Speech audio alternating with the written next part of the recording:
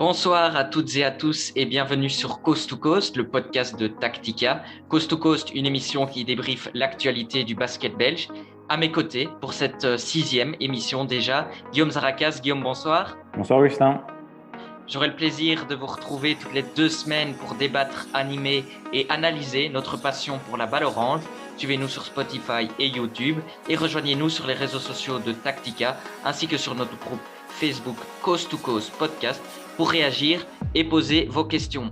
Au sommaire de cette sixième émission, Playoff Time, la saison de Liège et du Brussels a pris fin ce dimanche, là où les 8 autres équipes peuvent encore créer la surprise ou réduire à néant tous leurs efforts des 6 derniers mois. Nous analyserons donc les 4 rencontres de la semaine et notre invité du jour est Lionel Bosco, l'entraîneur qui a injecté une nouvelle ADN à Liège. Il nous parlera des progrès de son équipe et surtout, il pourra s'exprimer sans langue de bois sur chacun des participants aux playoffs. Nos Belgian Lions, est-ce qu'ils sont toujours en lice pour des titres à l'étranger? Nous ferons un tour d'horizon de la saison de nos expatriés. Coast to Coast, clap 6e, c'est dès maintenant. Guillaume, la dernière journée ne nous a pas réellement réservé de surprises et les quarts de finale de playoffs sont les affiches attendues. Oui, en effet, il y avait 3 égalités parfaites au classement après 25 journées, mais ni Ostende, ni Anvers, ni Malines n'a fait de faux pas pour que la donne change au classement. Donc voilà, l'adrénaline des playoffs va pouvoir s'emparer des joueurs ce mercredi. Les Carolos se déplaceront à Ostende. Eux qui ont longtemps espéré éviter cette 8e place devront faire face aux champions en titre. Malines, en chute libre depuis sa défaite en finale de coupe, ira affronter Mons. Louvain cherchera à faire trembler les Giants et Limbourg retrouvera Alost. Si on regarde un petit peu les rencontres entre ces équipes pendant le championnat, Limbourg l'a emporté une fois en 4 rencontres contre Alost. Anvers et Leuven, qui n'étaient pas dans le même groupe en début de saison, en sont à 1 partout dans leurs affrontements. Et ni Charleroi ni Malines n'ont vaincu leur adversaire de play-off en saison régulière. Lionel Bosco, le coach de Liège, est notre invité du jour. Alors Lionel, est-ce que Leuven, face à Anvers, est l'équipe classée entre la 5e et la 8e place qui est la plus à même de créer la surprise? Oui, je pense vraiment que Louvain a les capacités de passer un tour dans les playoffs. Voilà, on a vu qu'ils sont capables de gagner contre n'importe qui. Après, ils sont vraiment dans une spirale hyper positive pour le moment dans les derniers matchs. Donc oui, je pense qu'ils sont vraiment capables d'aller un peu plus loin. À la main, on aura notamment le duel intéressant entre les deux Américains, Joshua Heath et Sterling Gibbs, mais on aura surtout le meilleur marqueur du championnat, donc Ryan Kriener, qui pourra encore faire très mal dans la raquette. Alors, qui peut arrêter l'Américain du côté anversois? Écoutez, c'est vrai que Kriener, voilà, depuis qu'il est arrivé, moi, je le trouvais vraiment très impressionnant. Après 1 ou 2 matchs, il avait déjà fait des très grosses perfs. Et il a tenu le coup en fait tout le long jusque maintenant. Voilà, je pense que du côté d'Anvers, c'est quand même une équipe hyper physique au niveau des intérieurs et même des arrières. Donc voilà, je pense qu'ils auront l'embarras du choix avec Koffer, avec Williams, qui vont être, je pense, sur le dos de Kriener. C'est ça. Donc, au niveau physique, Leuven peut-être manquer de physique face aux autres joueurs qu'on n'a pas cités, donc Dzudzinski ou Bleyenberg, par exemple. Ouais, tout à fait. Et puis Kestelot aussi au poste 3. Je pense que avec Jean-Marc Memo, c'est 2 postes 3 qui sont vraiment hyper costauds dans notre championnat. Et voilà, du côté de Louvain, si je peux trouver un truc négatif, ce sera peut-être au niveau physique de tenir le coup. Maintenant, voilà, ils ont d'autres armes. On l'a vu durant la saison régulière. Ils sont capables de gagner contre tout le monde. On aura donc Limbourg, qui est la 4e meilleure attaque, la 4e meilleure défense du championnat. Donc voilà, Limbourg présente des qualités, a dans son ADN de créer la surprise au premier tour des playoffs. Ils l'ont déjà fait par le passé. Dans quels aspects de son jeu, l'équipe de votre ancien collègue Sacha Masso peut-elle semer le trouble dans les esprits de l'équipe du MVP de la saison, Mihailovic? Je pense que du côté de Limbourg, le danger peut vraiment venir de tout le monde. Hein. On a vu encore le dernier match, je pense que Désiron met plus de 20 points. Quand c'est pas lui, c'est Melson ou Maxime De Poit. Voilà, je pense qu'il y a offensivement, au niveau du danger, ça peut venir de beaucoup de monde. Par contre, du niveau d'Alos, on sait que ça dépend beaucoup de Mihailovic, forcément, parce qu'il fait une saison de malade. Même si voilà, les joueurs à côté de lui sont aussi très costauds. Mais voilà, ça va être un match très offensif, à mon avis. Et par rapport à ça, que pensez-vous de la saison d'AJ Mitchell? On le rappelle, une grosse surprise cette saison et il a aussi fêté sa première sélection avec les Belgian Lions. Oui, ben, Jess, je pense que c'est l'avenir du basket belge, hein, tout simplement. À son âge, faire ce qu'il fait, avoir déjà la maturité qu'il a à son âge pour aller au poste de meneur, c'est tout à fait grandiose. Donc voilà, moi, honnêtement, je n'ai vraiment aucun doute sur son futur. C'est un joueur qui va pas rester en Belgique, ça c'est sûr, qui est capable d'aller jouer, voilà, Eurocup, Euroleague, j'ai envie de dire sans problème, quoi. Troisième affiche. On l'a dit à l'introduction, Malines est méconnaissable depuis sa défaite en finale de coupe. Voilà, quand on connaît les qualités de Loubry, Clark, Grazzi, Furth, Thompson, pour ne citer que, Mons doit-il craindre que cette superbe saison ne prenne un tournant inattendu si Malines retrouve de son aura de début de saison, retrouve des qualités, ils viennent de recruter un joueur juste avant les playoffs. Voilà. Ou est-ce que le collectif des Kangaroos il est trop en perdition que pour faire trembler Mons? Mais écoutez, on a joué Malines il y a 2, 3 matchs et honnêtement, je les ai vraiment trouvés démobilisés. Euh, Maintenant, voilà, les playoffs, on sait que c'est une autre histoire. On sait que les joueurs, ils veulent quand même gagner des matchs, je pense, surtout surtout dans la période de playoffs. Euh, donc oui, comme vous avez dit, les individualités du côté de Malines, ben, individuellement, c'est quand même très costaud. Hein, c'est très costaud. Par contre, du côté de Mons, quand on regarde les temps de jeu, il y a 4 ou 5 joueurs qui sont à plus de 30 minutes de temps de jeu depuis le début de saison. Et ça, peut-être, ça peut faire, sur le long terme dans les playoffs, ça peut faire peut-être balancer la balance vers une équipe avec qui, je pense à Ostende, qui joue avec 12, 13 joueurs et qui se partage le temps de jeu en 25 et 15 minutes, quoi. Du côté des entraîneurs, on aura le duel Paul Vervaek, Vedran Bosnic. Paul Vervaek, il ne sera plus là à Malines la saison prochaine. Par contre, à Mons, votre collègue Vedran Bosnic, il a été élu meilleur entraîneur de la saison. C'est un titre logique. Logique, je sais pas. Je sais pas parce qu'il y a beaucoup d'autres coachs honnêtement, qui auraient pu mériter d'avoir ce trophée-là. Maintenant, voilà, ils sont deuxième, ils terminent deuxième de la phase régulière. Ils ont été loin en Coupe d'Europe. Donc, oui, ils méritent forcément cette distinction individuelle. Mais voilà, d'autres coachs auraient pu très bien revendiquer aussi ce titre-là. Vous disiez que Malines semblait démobilisé.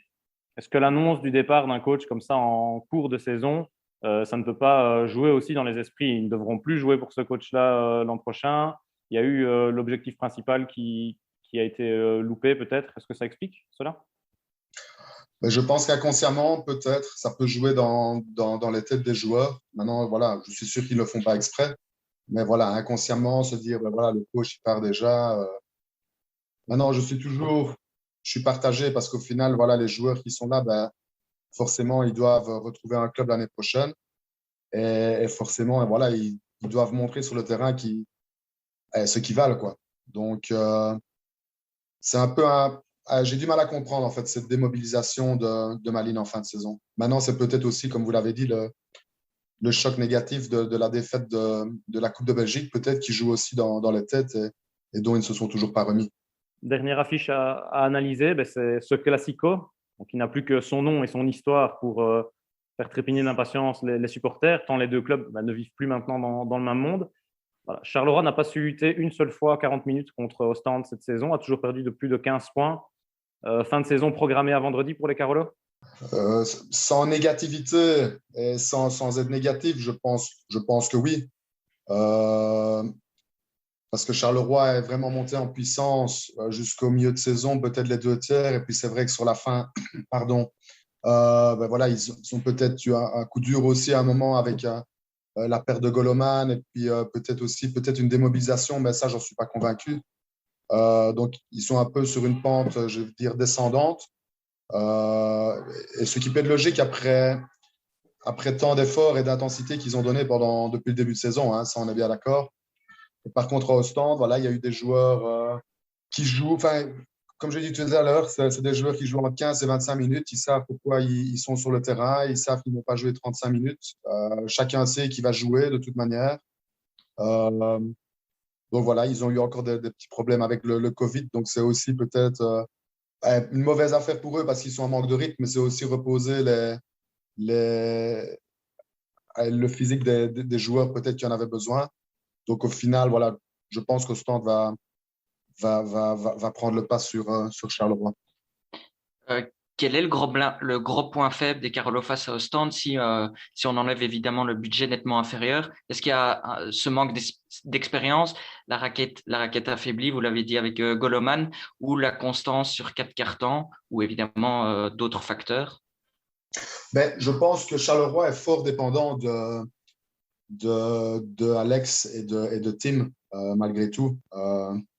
Même si Lorente voilà, a fait des bons matchs et tout ça, mais je pense que c'est une équipe jeune, forcément. Même si, voilà, même Tim a quand même pas mal d'expérience en Division 1, même Yuri Skupan a aussi pas mal d'expérience. Mais je pense qu'il y a une dépendance à Alex et à Tim, je pense. Vous avez joué au stand au complet à quelques jours des playoffs. Voilà. Est-ce que vous les voyez aller au bout cette année encore? Qui a les meilleures armes pour leur barrer la route vers le titre? On parle évidemment de Mons qui est à égalité avec eux au classement, mais il n'y a peut-être pas cet équilibre de temps de jeu. Voilà, en tendance avec Mons et Bosnich ont eu une F1 pour recruter Durham, Spencer. Donc voilà, est-ce que c'est eux les mieux armés? Est-ce que Ostende pourrait chuter cette année ou est-ce que vous les voyez aller à nouveau au bout? Moi, je les vois aller jusqu'au bout, honnêtement. Maintenant, vous parlez de Mons, moi, je parle aussi d'Alost. Je pense qu'il il faut pas oublier Alost. Il y a Mihailovic, comme je l'ai dit tout à l'heure, voilà, qui prend une grosse part du jeu d'Alost. Mais voilà, quand on voit un Magrif, un Maras, un Badji, le meneur aussi, et des joueurs comme Senegukens et Dorian Marchand qui apportent aussi leur pierre à l'édifice. Je pense pas qu'il faut enterrer trop tôt Alost. Et avec un coach ben voilà, qui a aussi énormément d'expérience. Donc oui, Alost, Mons. Mais je pense que Alost les croisera au stand en demi-finale, hein, si je comprends bien. Oui, c'est bien ça. C'est ça. Ce sera peut-être déjà un beau duel à observer si les deux équipes passent leur premier tour. Parlons maintenant de votre équipe. Ben, Liège s'est battu avec ses armes, a progressé tout au long de la saison, a continué d'impressionner malgré le départ de Gorgemans en cours de saison. Donc voilà, est-ce qu'on doit parler de saison réussie avec cette 9e place et ces 6 victoires selon vous? Oui, honnêtement, oui. Si on m'avait dit l'année passée, voilà, l'année prochaine, tu auras 6 victoires, ben, j'aurais signé à demain, forcément. On a le meilleur pourcentage de victoires depuis la saison 2015-2016, en sachant ben, que le budget n'a fait que de diminuer, qu'on a joué avec beaucoup de Belges, forcément, cette année-ci. Donc oui, saison réussie.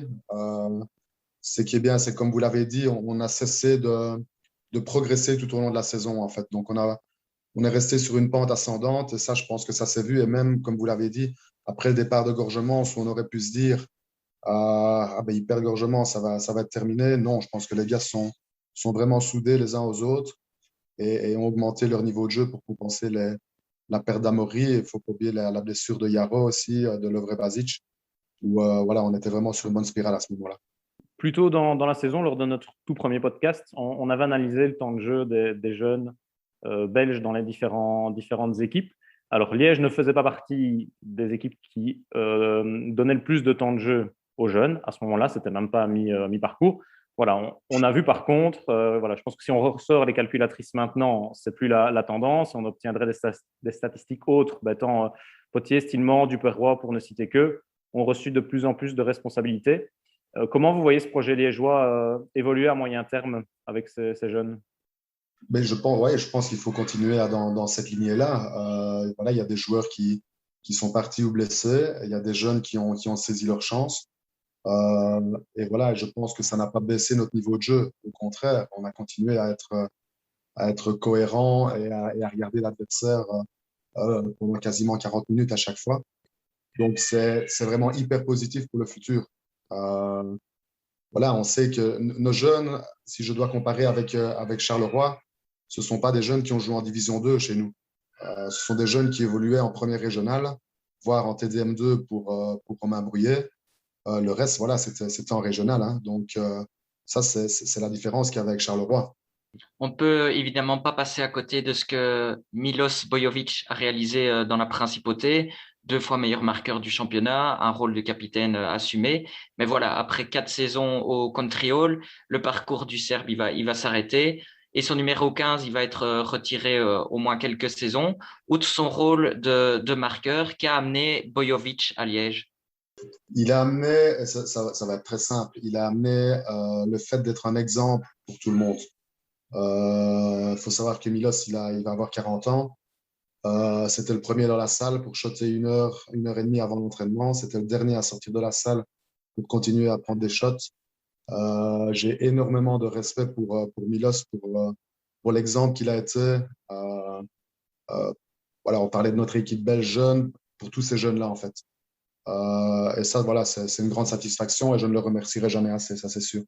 Voilà, la saison elle s'est achevée pour Liège. La suivante, j'imagine qu'elle se prépare déjà.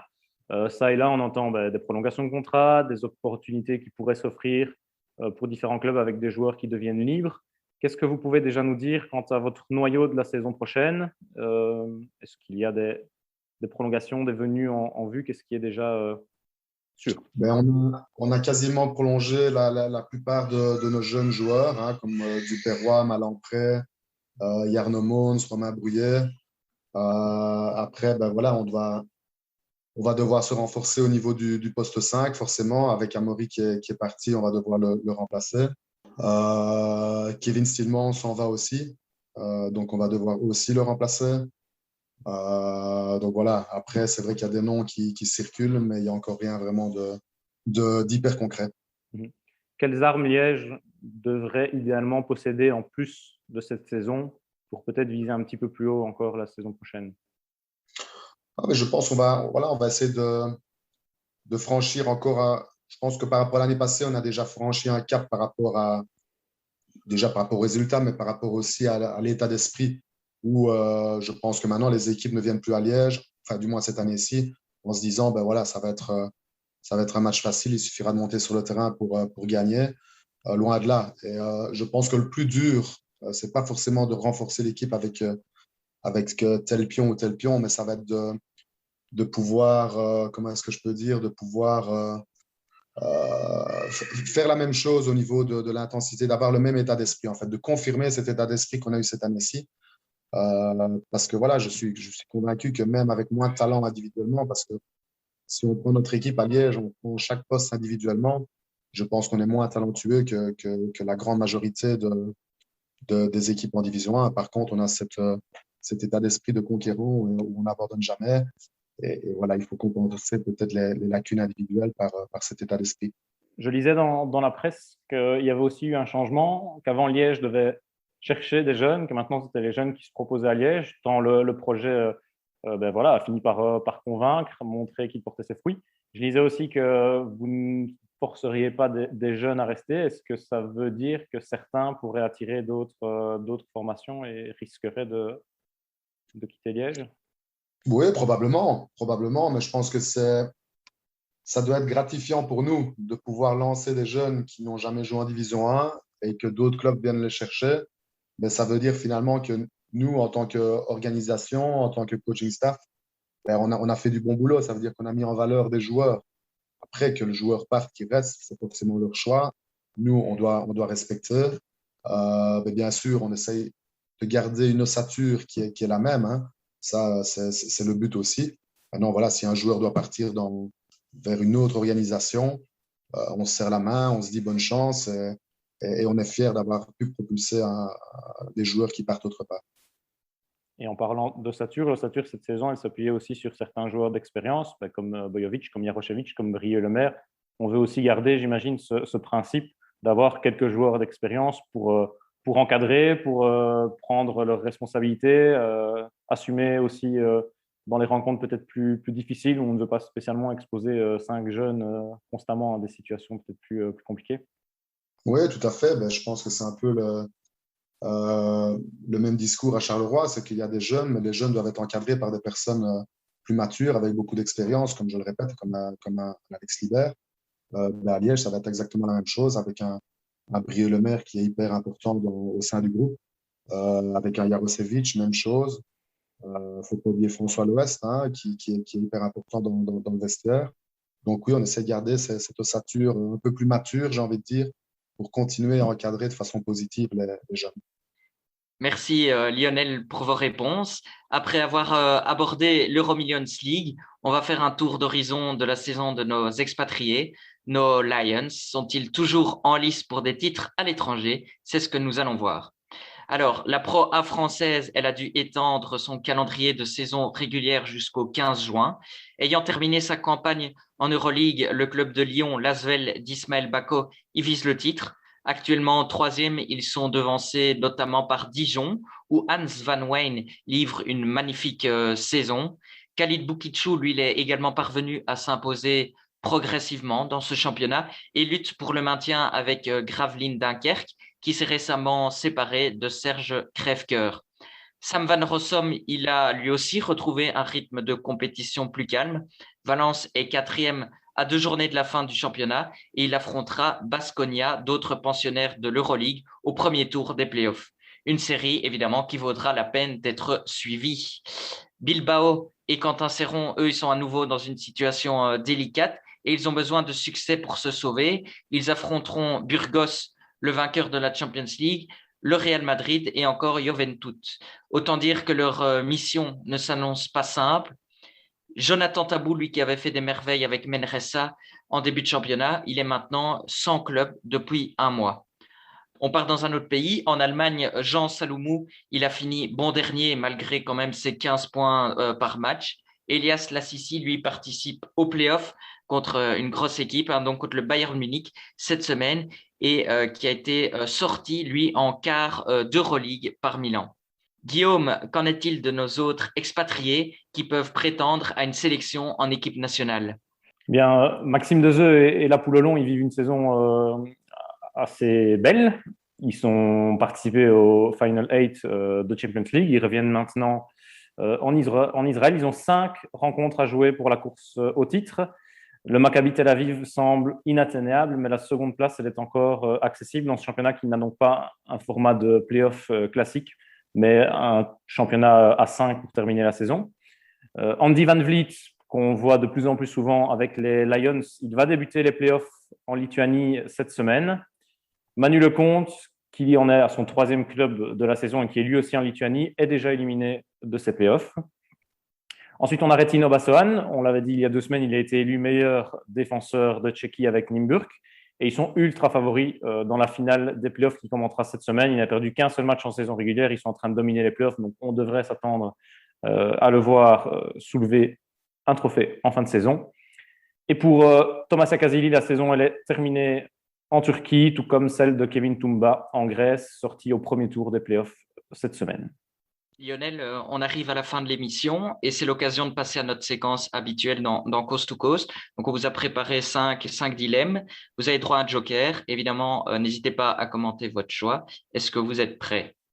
Je suis prêt. Meneur d'hommes sur le terrain ou meneur d'hommes en tant que coach? Sur le terrain. Liège, 9e avec des jeunes ou Liège en play-off sans les jeunes? Non, 9e avec les jeunes. Euromillions League ou Benelux? Je vais utiliser mon joker là-dessus.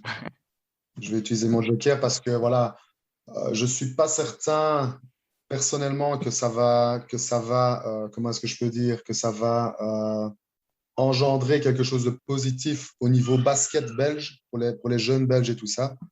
Par contre, je pense que pour les joueurs, c'est quelque chose de nouveau. Peut-être les joueurs, ils en ont marre de jouer chaque fois 2 ou 4 fois contre les mêmes équipes. Donc, quand c'est nouveau, forcément, c'est toujours excitant. Donc voilà, je suis un peu partagé. Ouais, justement, à ce propos, avec votre longue carrière aussi dans notre championnat, vous avez ressenti à un moment cette lassitude d'avoir des saisons assez répétitives? Pas vraiment. Ouais, c'est difficile de dire. Lassitude, non, parce que forcément, c'est moi personnellement, hein, lassé, non. Parce qu'au final, voilà, un match de basket, peu importe contre qui on joue, on se donne à fond et on veut le gagner. Mais je ne sais pas, voir toujours les mêmes équipes, voilà, je pense que le fait que ce soit nouveau, ça peut être intéressant pour les joueurs, ouais. Je pense vraiment. Encore deux dilemmes. Atteindre les playoffs ou performer en Coupe de Belgique? Atteindre les playoffs. Et alors, soit on parle ville ou soit d'équipe quand vous y jouez. Mons ou Liège? Euh, je peux plus, j'ai pas de deuxième joker, hein, c'est ça. C'est ça. Écoutez, j'ai vraiment adoré les deux côtés. Moi, je suis liégeois d'origine, forcément, donc mon cœur est à Liège.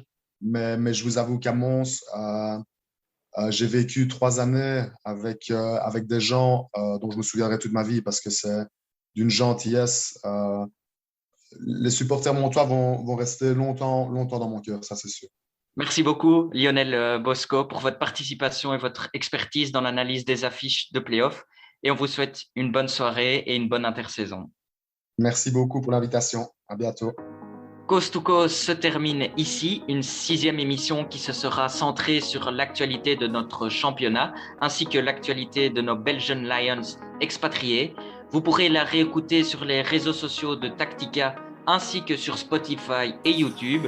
Je tenais évidemment à remercier à nouveau Lionel Bosco, notre invité du jour, et c'est avec joie que j'ai pris part à cette émission Coast to Coast en compagnie de Guillaume Zaracas. Merci à toi, on se retrouve toutes les 2 semaines pour de nouvelles aventures sur le basketball. Ciao!